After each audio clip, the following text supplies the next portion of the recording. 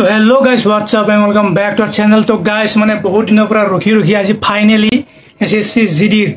आगते तो माने हे आहि गइसिले आगते तो फिजिकलर काट अफ मेरिट लिस्ट आहि गइसे किन्तु स्कोर कार्ड खान आनासिल तो आज आइला स्कोर कार्ड खान तो मैं हेकाने स्कोर कार्ड खान आनाय काने भिडिओ बना नासिलो तो भाबिसिलो आलागे स्कोर कार्ड आहार पिছত आलागे भिडिओ बनाइ दिम। तो फाइनली आमार आज SSC GD 2025 result merit list और स्कोर कार्ड सब फिजिकल कारण सब आहि गइसे। इटा खाली जुनबोर कारण सिलेक्शन होइसे माने जुनबोर नाम आइसे मेरिट लिस्टत तेलुके माने माथा गरम होइसे तेलुकर माने आसरित जे मोर नामটো केनके আহিल মই বেছি 40 45 নাম্বার 50 নাম্বার মই তো এবাৰ হ'ব বুলি ভাবাই নাই কিন্তু মোৰ নামটো আহিল কেনকে। তো গাইস মানে আপোনালোকে জানি এসএসসি জিডি এবাৰ মানে ভয়ংকৰ আনএক্সপেক্টেড কাট অফ ডাউন গুছি গৈছে 40 নম্বৰ কাট অফ গৈছে ওবিসিৰ বৰ্ডাৰ ডিস্ট্ৰিক্টত ভাবিছো কিমান কাট অফ কম গৈছে মানে আগৰ যোৱাবাৰতকে 68 66 কাট অফ যত গৈছিল তাৰ পৰা 420 নাম্বাৰ ডাউন কাট অফ গৈছে এবাৰ বৰ্তমান এসএসসি। তো বহুতে ভাবি আছে মোৰ নামটো আহিল কেনকে মইতো দাৰবা বুলি ভাবাই নাছিলো মোৰ নাম আহিব বুলি। তো আহি গল চবৰে নাম তো যোন যাৰ নাম আছে তেওঁলোকৰ কাৰণে কংগ্ৰেছ আৰু তেওঁলোকে এতিয়া মানে দাউৰা কাৰণে আৰম্ভ কৰি দিয়া। তো এসএসসি জিডি এবাৰ বৰ্তমান আনএক্সপেক্টেড কাট অফ ডাউন গুছি গৈছে আৰু কাট অফ ডাউন যোৱাৰ কাৰণে বহুত আছে যোৱাবাৰতকৈ যেহেতু ভেকেঞ্চি এবাৰ বেছি আছে আৰু ওপৰৰ পৰা কম্পিউটাৰ বেছড এক্সাম যেটো সিবিটি আছিল সেইটো যোৱাবাৰ ইজি আছিল আৰু এবাৰ যেহেতু অলপ টান হৈছে সেইকাৰণে মানে কাট অফটো কমকৈ গৈছে কাৰণ বহুত ল'ৰা ছোৱালী এবাৰ এক্সাম দিবলৈ যোৱাই নাই আৰু যোনবোৰ বহুতে গৈছে আৰু তেওঁলোকৰ বহুতৰ মানে ভাল হোৱাই নাই এবাৰ বহুতে মানে কম নাম্বাৰ পাইছে যেনেকৈ 40 50 60 70 হেংগে 65 এইটো মানে maximum number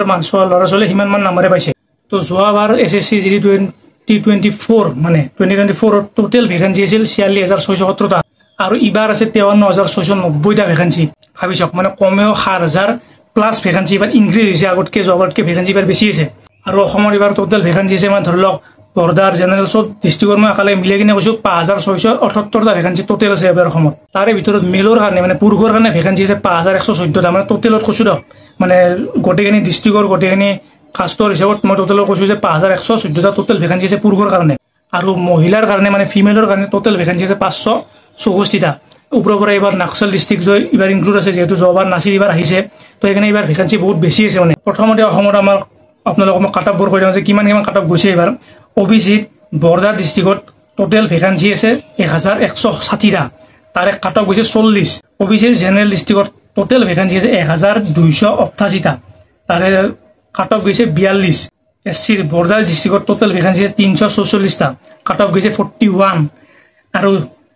general ডিস্ট্ৰিক্টত total vacancy আছে 328টা কাট অফ গৈছে 44 এসটিৰ আছে বৰ্ডাৰ ডিস্ট্ৰিক্টত টোটেল ভেকেঞ্চি আছে 600টা কাট অফ গৈছে 43 জেনেৰেল ডিস্ট্ৰিক্টত 576টা ভেকেঞ্চি আছে কাট অফ গৈছে 45 এনেটো আপোনালোকে ভাবে যে এসটি এসসিৰ কাট অফটো এনে কমকে যায় এবাৰ বেছিকৈ গ'ল কাৰণ ভেকেঞ্চি এবাৰ অলপমান কম যেহেতু আছে সেইকাৰণে কাট অফ অলপমান বেছিকৈ গৈছে বা যেহেতু ল'ৰা ছোৱালীৰ পাছ কৰাৰ সংখ্যা হয়তো বেছি থাকিব পাৰে এসটি এসসিৰ সেইকাৰণে এবাৰ অলপমান কাট অফটো এসসি এসসিৰ অলপ বেছিকৈ গৈছে। ইউআৰত টোটেল ভেকেঞ্চি আছে বৰ্ডাৰত 1665টা কাট অফ গৈছে 48 আৰু জেনেৰেল ডিস্ট্ৰিক্টত টোটেল ভেকেঞ্চি আছে 2112টা কাট অফ গৈছে 48 ন জেনেৰেল মানে ইউআৰত 48 কাট অফ গৈছে বৰ্ডাৰৰ জেনেৰেল দুটাতে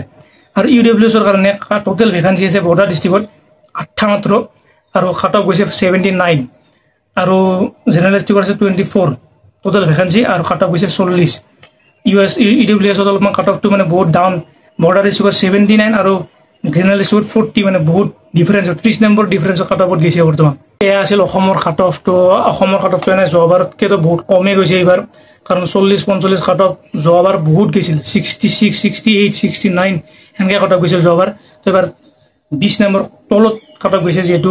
তো যাৰ নাম আছে 45 46 50 যোনে নাম্বাৰ পাইছে তেওঁলোকে ভাবি আছে মোৰ নাম কিনকে আহিল তো এনকে আহিল আপোনালোকৰ নাম যেহেতু কাট অফ এবাৰ কম আছে। এতিয়া আপোনালোকে ভাবিব পাৰে যে মোৰ সিলেকশ্যন হ'বনে নহয় মই ফিজিকেল দিবা যাম নে নাযাম মই এতিয়া কি কৰোঁ। তো সঁচা কথা ক'ব গ'লে কাট অফটো আপোনালোকেও জানে ময়ো জানো যে কাট অফ ফাইনেল কাট অফটো মেক্সিমাম 20+ তো যাবই বহুতে ভিডিঅ' বনাই যে 5 নম্বৰ বেছি থকা পাৰে 7 নম্বৰ বেছি থকা 8 নম্বৰ বেছি থকা পাৰে এবাৰ চাকৰি হ'ব বহুতে কাট অফত আহি যাব নাম আপোনালোকে ভিডিঅ'টো চাওক এনেকৈ ক্লিক কৰক বহুতে ভিডিঅ' বনায় কিন্তু সঁচা কথাটো চবেই জানে 20+ ভেকেঞ্চি 20+ নাম্বাৰটো এনেও ইনক্ৰিজ হ'বই। তো যদিও কৈছোঁ মানে ভাবি আছে মোৰতো 10 নম্বৰ আছে মাত্ৰ 5 নম্বৰ আছে মই যাব নাযাওঁ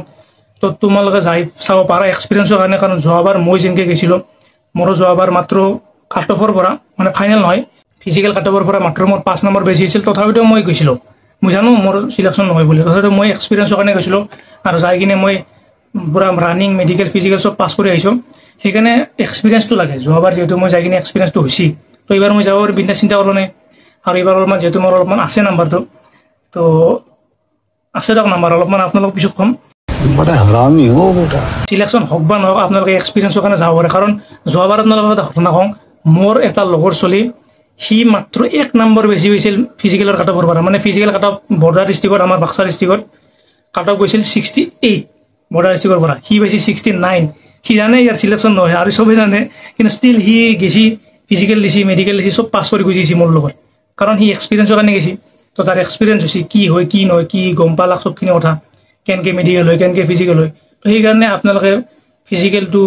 চাবৰ কাৰণে বা এক্সপিৰিয়েঞ্চটো ল'বৰ কাৰণে আপোনালোকে যাই চাব পাৰে যদিও চিলেকশ্যন হওক বা নহওক দুখ কৰিব নালাগে তো সেইখিনিয়ে কথা খোলাখুলিকৈ কৈ দিলোঁ মই যে 5 নম্বৰ 6 নম্বৰ বা 10 নম্বৰ 15 নম্বৰ বেছিকৈ পাই কিনে আপোনালোকে আশা কৰিব নোৱাৰে তো বাকীখিনি যোনে যোনে ফিজিকেল দিবলৈ যাব